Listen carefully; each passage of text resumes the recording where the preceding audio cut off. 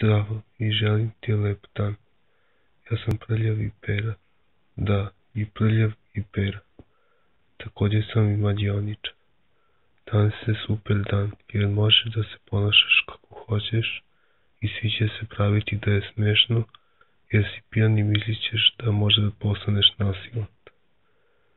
Imam jedan nasilan trik koji će ohladiti tvoju crnu dušu. Pogledajte, šta je ovo, pitate se, to je duša.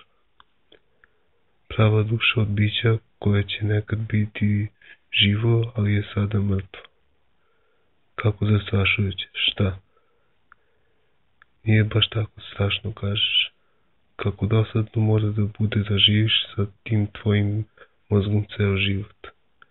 Daj da ti objasnim zašto je ovo zastrašujuće. To je duša. Kad ti umreš, ovo će... Pogledaj sam. Ništa ne radi, samo pluta tu. Ne boli kuraca kurac jer ne može.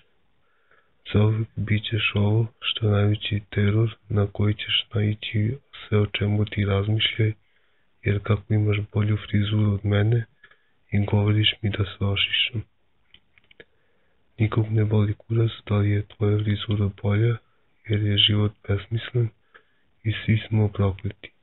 Ja sam prljavi lik koji je naučio drvenu magiju,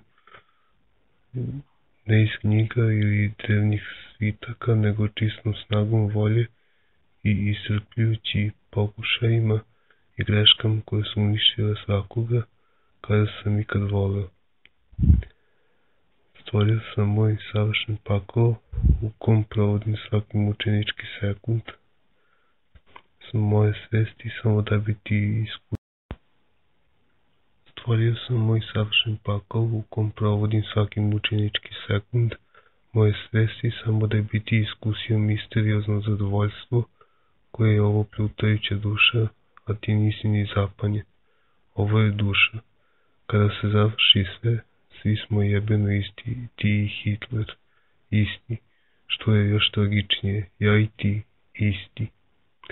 Život je samo skup naših pokreta dok ne umremo i provedemo večnost u jebenom ničemu.